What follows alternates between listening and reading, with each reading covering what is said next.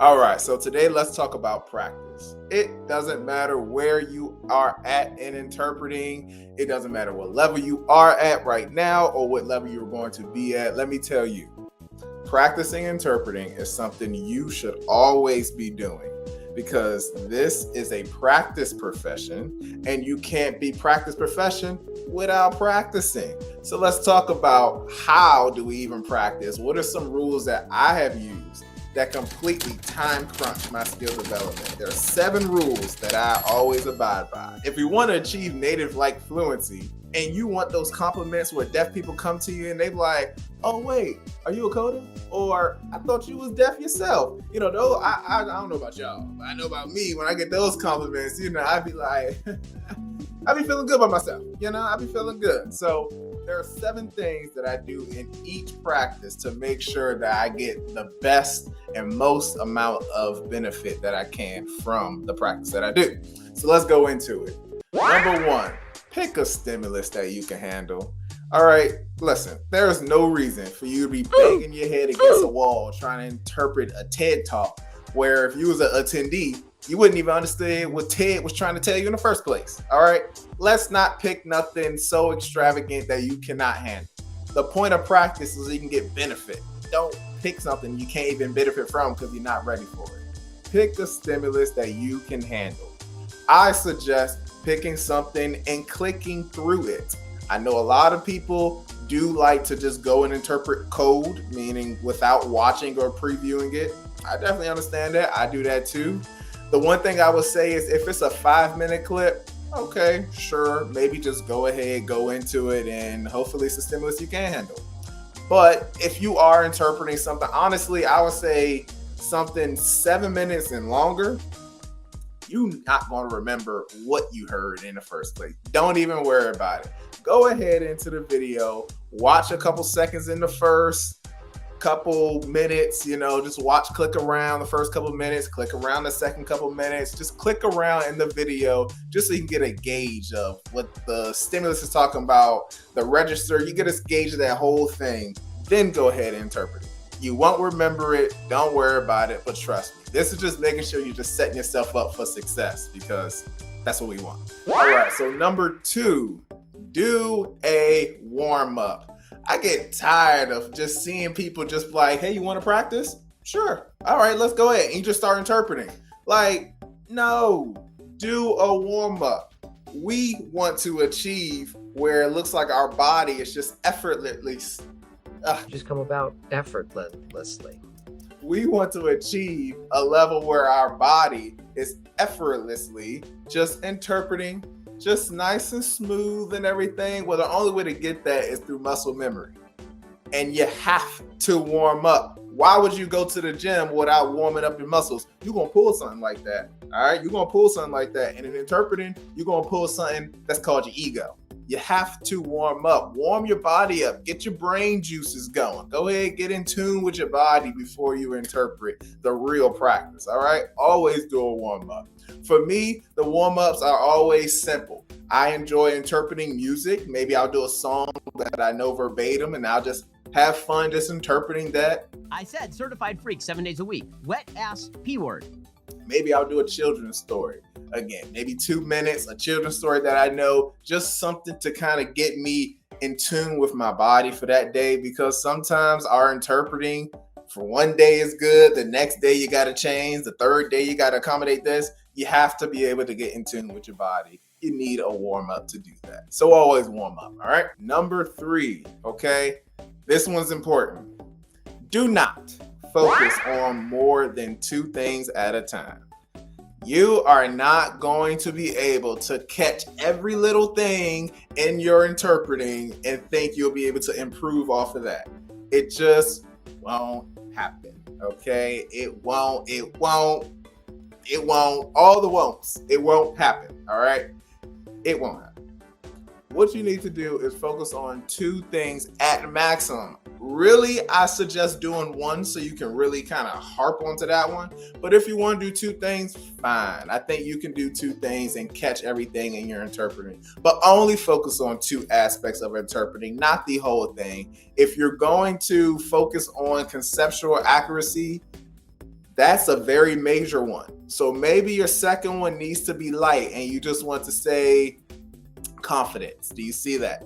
Conceptual accuracy and confidence, those are good two pairings that you can focus on and be able to do that. But don't think, okay, I want to use 99 classifiers and I want conceptual accuracy and I want to make sure my facial expressions are right and I want to make sure that I'm doing the best vocabulary choices. Like, that's great, but that's just so much to get. That's just so much. Don't focus on too many aspects at once because you'll end up getting nothing done trying to accommodate all that. No more than two things, all right? I think I explained that enough. So moving on to number 4, envision an audience, all right? I don't need you to go and say, all right, this time I'm going to interpret for a young second grader boy. You ain't got to do that detail. You can, sure, you can, but you don't have to do that detail.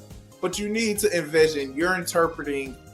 What are you interpreting for? Or who are you interpreting for? Envision somebody, because we don't just interpret in an abyss. You have to envision somebody, and if this is open access interpreting, that air guitar, right? You guys know what I'm talking about? If you're envisioning that, okay, sure. If you are going to envision that, make sure you have some aspects. That's our previous rule. Make sure you have some aspects in there that you're focusing on, because open access is great interpreting, but for practice, it's not the best because you're just open. You're just doing it. You want to make sure you have a more narrow scope.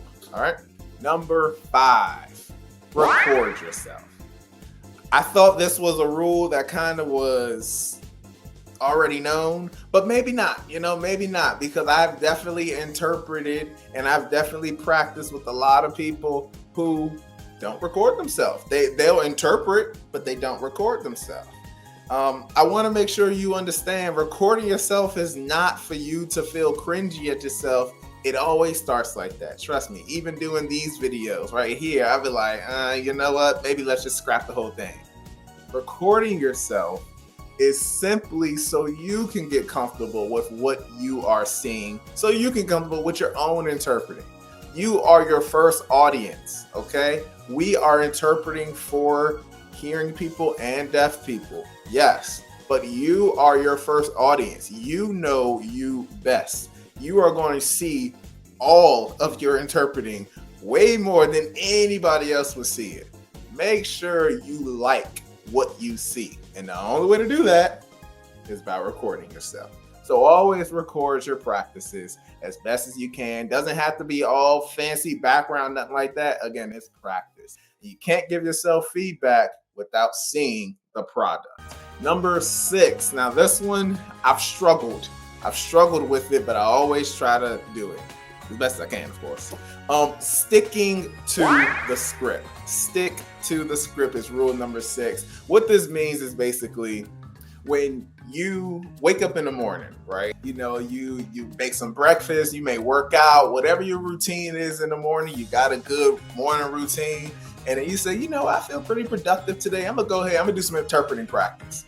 All right, so today I'm going to interpret a 20-minute video, and then I'm going to give myself feedback. We went through all the rules and you got everything set up. And then after I'm done my video, then I'm going to do finger spelling practice for 10 minutes, and then I'll be done. I have done this exact thing. And as I'm going through it, that 20-minute video, all right, I just got done that. Whew. I'm giving myself feedback. And after that feedback, I'm like, you know what? I'm done. No. Stick to the script. It is important you stick to the script. And it really, no one would know. Honestly, no one would know. But that's why you need to stick to the script. Because when you tell yourself a promise, you need to hold your promises to yourself. You aren't sticking to your script. You are just breaking the rules you tell yourself. You don't want that, all right? Because when that happens, you lose so much confidence that you don't even have enough to rely back on when other external factors is trying to take advantage of your low confidence too. So make sure whatever you set for yourself, follow it, okay? Follow it. Now, maybe you run out of time and you have to do a little bit later, piecemeal it, whatever you need to do, that's all cool. but stick to that script. All right, cool. And number 7, the last rule is going into the feedback of yourself, but make sure when you're re-watching the video that you recorded, because you will do it, it's one of our rules, make sure you watch it from 2 different lenses, okay? One lens, watch it as a team interpreter. You go out on assignment, you have another interpreter, we refer to them as our team interpreters, and the team interpreter, a good one, they'll be doing this. As you're interpreting, they'll be supporting you, just kind of give you some visual feedback. You know, if you did something really nice, they may be like, I like that. Oh, I like that sign choice. You know, you want to watch yourself from a team interpreter perspective. The team interpreter is watching for comprehension, watching for understanding, watching for a lot of different things. When you're watching it just as yourself, you're kind of naturally filling in your own gaps, right? So you want to try your best to watch from a team interpreter's perspective. Then, at the same time, it doesn't have to be one full-on team and then switch it. You could just do 2 minutes looking from a team interpreter, and I always watch it from the client's point of view. Watching it from a client's point of view is the best because we're interpreting for the client. So you want to do that. And by doing that, turn off the audio, turn off the original source. Whatever the original source is, get that away so you only are relying on you, the interpreter. And it could be hands up or voice on, whichever one. But put it where you are solely relying on yourself, just so you could hear the naturalness or see it, hear or see the naturalness, hear or see the fluidity, hear or see all the factors that make the interpreters who they are. So what you want to do is maybe you go ahead, you interpret, give yourself some feedback, and then the next day you come back to it so you can see it from a fresh set of eyes, and you can go ahead and give yourself more detailed feedback because you're forgetting what the original source is. You may forget a lot of what you meant to do in some of your interpreting. It's just a lot more realistic of a lens when you're doing it, giving yourself that time gap in the middle. Now, there are a few honorable mentions that I wanted to make 8 rules, but honestly, these honorable mentions, I try to do the best as I can. All right, honorable mention number 1, have fun, enjoy it, okay? It's your practice. What are you going to do to make sure you stay engaged so you can continue to give your best 100% throughout the full interpretation? Have fun with it, all right? It's important to do that. Another honorable mention is to take breaks in the middle of the interpreting. Now, use this sparingly. When you interpret something that was just a big challenge, and then you pause the video, up to a minute, pause the video, and just think about like, whoa, I don't know what this person's talking about. Oh my gosh. All right, stay in the game. Like that kind of pep talk is so important for us interpreters. You want to give you that time so you can have that pep talk to yourself. Again, that's building your own confidence in yourself. You're motivating yourself through those trying times, and that will be showing when it's time to actually interpret. And this goes into the third honorable mention, which is to always debrief yourself after you're done interpreting, practicing. Always debrief. Whatever you felt, like right after you were done interpreting, you could just take 2 minutes to be like, you know what, I felt good. I remember when I signed this and I used this classifier and I put it over there. Give yourself those props. Or the opposite, the one be like, goodness gracious, honestly, I feel like I didn't even learn nothing in my ITP.